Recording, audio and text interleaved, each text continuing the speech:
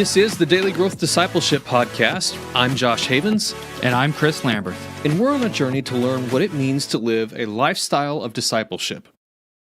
We're so glad you're joining us today, and we hope that as you set aside this time for God, that He will help you grow today in the everyday moments of life. And today we're talking again with Chris Heuertz. Chris has spent his entire life bearing witness to the possibility of hope in a world that has legitimate reasons to question God's goodness. He's originally from Omaha, Nebraska, and he studied at Asbury University in Kentucky before moving to India, where he was mentored by Mother Teresa for 3 years. While living in India, he helped launch South Asia's first pediatric AIDS care home, creating a safe haven for children impacted by the global pandemic. A forerunner in the New Friar movement, Chris and his wife Felina served with the Word Made Flesh community for nearly 20 years, working for women and children victimized by human traffickers in the commercial sex industry. His vocation has taken him to over 70 countries, working among the most vulnerable of the world's poor. And in 2012, Felina and Chris launched Gravity, a center for contemplative activism. Like any tool, what determines its effectiveness is how you use it. A saw can be an extremely effective tool at cutting, but if you try to use it as a hammer, you're sure to face some disastrous effects. The Enneagram is no different. It's a tool that we can use for our spiritual growth and for discovering who we are and how we can best walk with God. But like any tool, it has its own misuses and misgivings. And so we really wanted to explore in this final chapter, what are some of the ways that we could use the Enneagram to cause harm to either ourselves or especially those around us. Why are people going to fail using the Enneagram? What are some of the pitfalls that they should be looking out for or not embarking on when it comes to discovering their type? So I think the places where we're going to get stuck, or I think where we're going to find challenges when we bring the Enneagram into our spiritual formation or our communities is where we maybe aren't seeing it as clearly as we should. So first of all, I'll say this, like you're not your type. You are the purposed gift of your essence. It's your type that keeps you asleep to that. It's your type that keeps you disconnected from that, right? I sometimes say that the Enneagram of personality shows us our ego set of coping addictions that we've wrapped up around these so-called childhood wounds so that we don't have to tell ourselves the truth about who we really are. And we would rather build out the scaffolding around the projection of our own ego mythology than wake up, than return to this essence.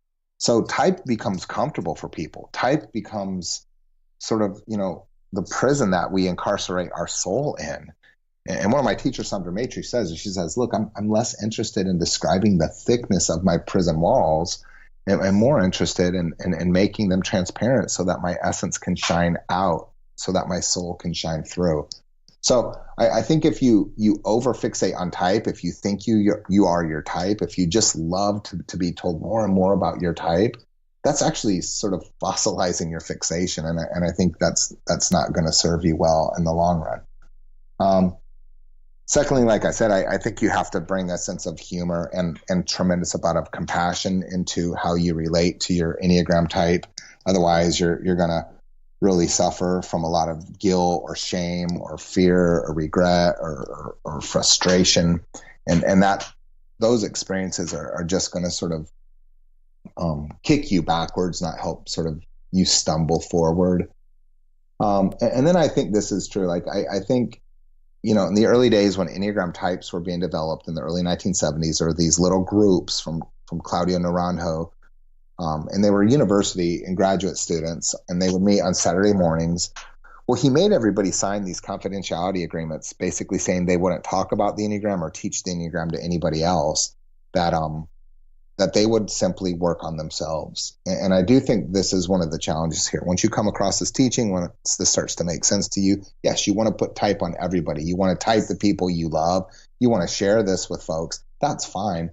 But just like anything, the best way to share it is to share it through embodiment, to share it through the credibility of letting your life speak and letting that be the example of the credibility or the the impact of how this teaching is helping shape and change you.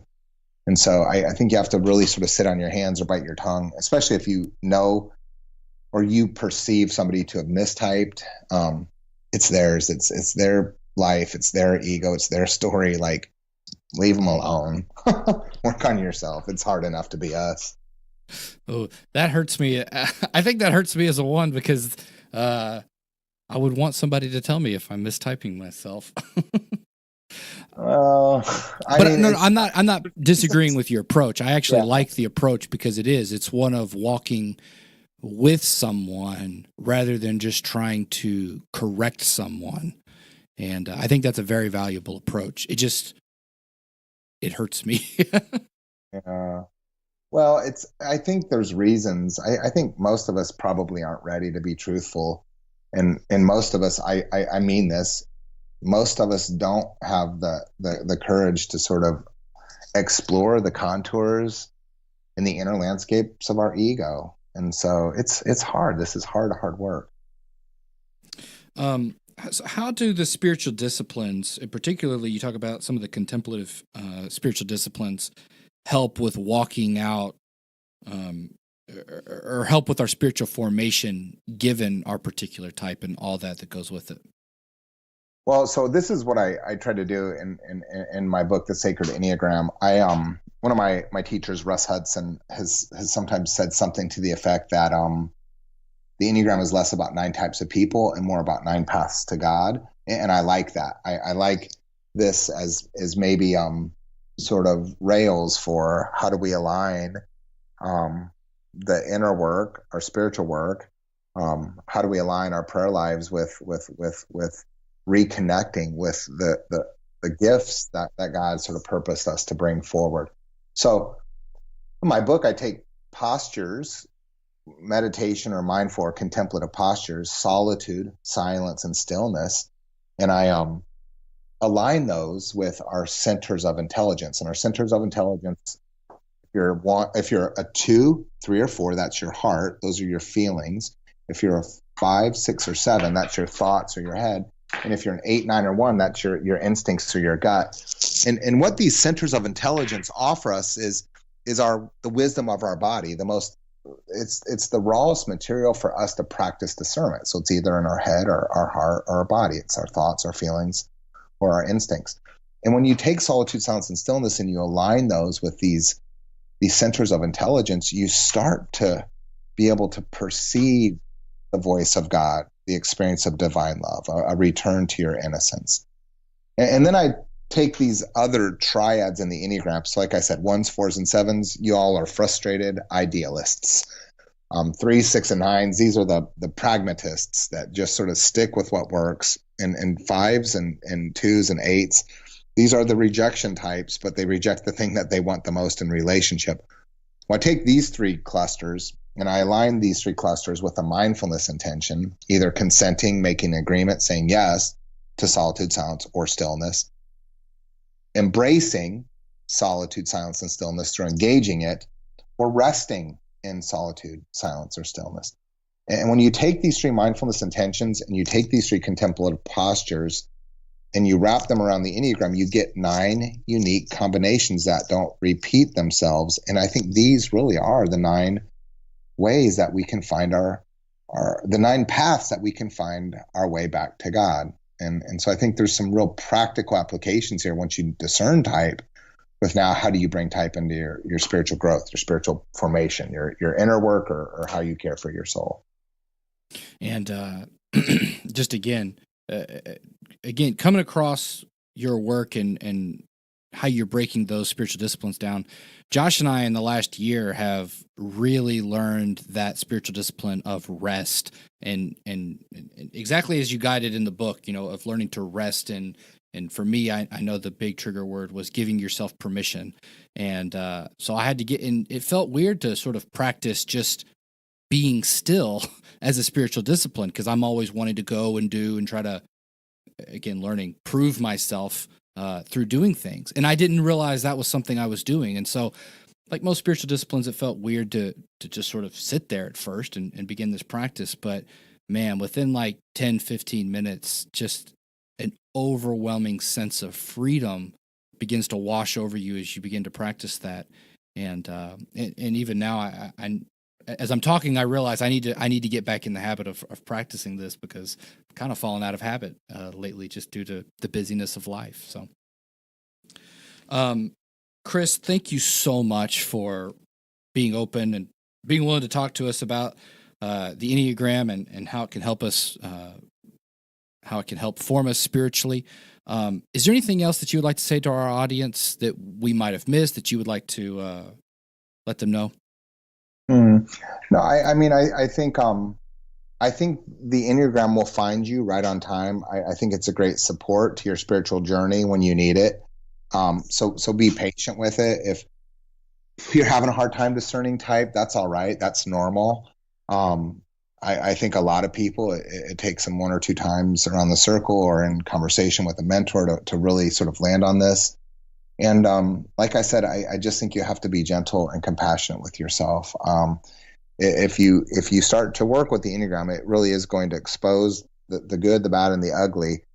And all of it belongs, and you can't resist it, and you can't disconnect yourself from it. All of it belongs, and so make room and make peace, and don't beat yourself up. I mean, really, that's if somebody is introducing this in a way that shames you, that makes you feel small, that highlights or overemphasizes the shape of your tragic flaw, or let's say your sin tendency, then they're doing this wrong. Like I said, this is a compassionate sketch of possibilities for who we can become when we say yes to ourselves. Where can people go to find out more about your work?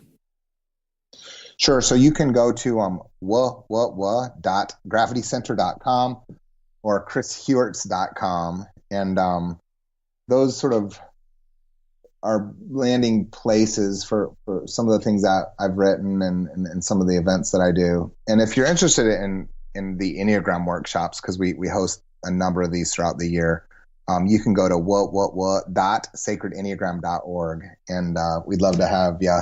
The workshops, I think, are real incubators of honesty and real gentle places to just practice telling yourself the truth. Sounds good. And we will have links to all of those in the show notes, so you don't have to type in whoa if you don't want to. I love that, by the way. That is awesome. I'm going to start using that from now on. Awesome. Chris, thank you so much for being with us today. For sure. Appreciate you guys having me. Thanks a lot. I hope that this week has been helpful, and that if you haven't heard of the Enneagram before, that you can walk away a lot more confident in knowing what this somewhat obscure but becoming more and more popular tool is all about. And Josh and I have found it very helpful for our own personal lives in developing ways in which we can walk with Christ daily. And it's even been a big help in the way that we deal with each other and communicate, and how our friendship develops. And in all of this, I do want to emphasize that the Enneagram is only a tool. Chris is right. It has been really helpful for us in understanding our own relationships with each other and the way that we walk with Christ and develop and become better Christians. At the same time, though, it's not the end-all thing that defines who we are as Christians and followers of Christ. It's a tool to help us understand what God is doing in our lives and to understand who He's created us to be. And as Chris said, you are more than your type. Thanks for listening to the Daily Growth Discipleship Podcast. If you want to stay up to date with everything that's happening at Daily Growth, go to dailygrowthdiscipleship.com and subscribe for free. Or subscribe on Apple Podcasts, Google Podcasts, and Spotify.